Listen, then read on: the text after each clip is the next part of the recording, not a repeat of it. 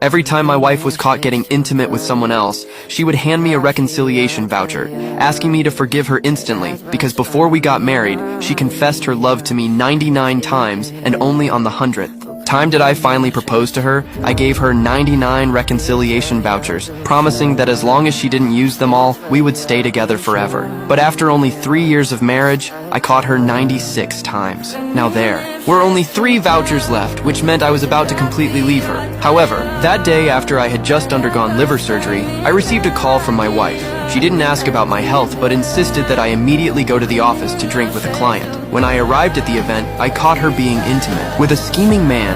She didn't feel the slightest guilt, and instead, she handed me a reconciliation voucher, asking me to forget what I had just seen and hurry up to toast the client. Remembering the promise I had made, I felt a sense of despair, but I still drank the glass of wine, only to cough up blood immediately. She didn't care about me, and even complained that I had disrupted the client, throwing me out of the banquet hall. I had no choice but to wait for her in the car, but when the event ended, I saw in the rearview mirror she was again in the arms of the scheming man. I could no longer stand it, so I got out of the car to interrupt them, but she turned it around, blaming me for secretly hiding in the car. Hearing those words, I felt my heart completely shatter. Then she received a call saying the scheming man had passed out from drunkenness. She immediately decided to leave, but turned back to pretend to care about me, saying she was just checking on a younger subordinate and that it was no big deal. She'd just use one more reconciliation voucher. I looked at her calmly and said, since she had decided to use the reconciliation voucher, I would never be angry with her. She immediately smiled and left. Little did she know, after tonight she would only have one reconciliation voucher left at this moment. At this, my heart was completely devoid of attachment. I immediately wrote up the divorce agreement and just waited for her to use up the last chance. When she came home, she put a bag on the table.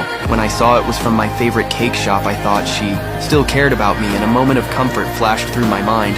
But the next second, I saw that there were only 2 dirty clothes inside. She said the scheming man's clothes were dirty, so she brought them back for me to hand wash and reminded me to iron them after I cleaned them. Then she hugged her phone and went off to chat with the scheming man. I overheard their conversation and realized that the cake was for the scheming man and the dirty clothes were left for me. She openly said on the phone that she couldn't bear to let the scheming man's hands do the dirty work. My heart ached like a knife cutting through it. I rushed into the bathroom, looking at my increasingly rough hands, and suppressed my anger. Just then, I heard her voice again saying she had to go back to the office for something.